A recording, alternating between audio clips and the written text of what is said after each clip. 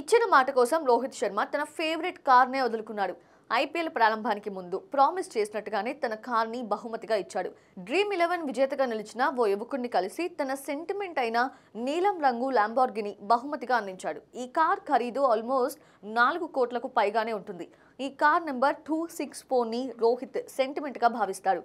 అయితే సెంటిమెంట్తో పని లేకుండా కేవలం ఇచ్చిన మాటకి కట్టుబడి రోహిత్ ఈ త్యాగానికి సిద్ధమయ్యాడు.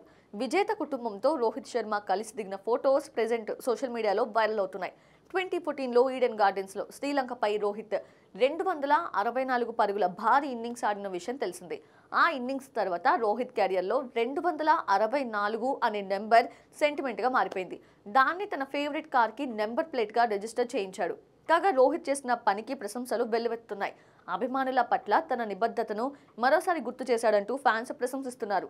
కాగా రోహిత్ శర్మ ఈ మధ్య టెస్ట్లకి రిటైర్మెంట్ ప్రకటించాడు.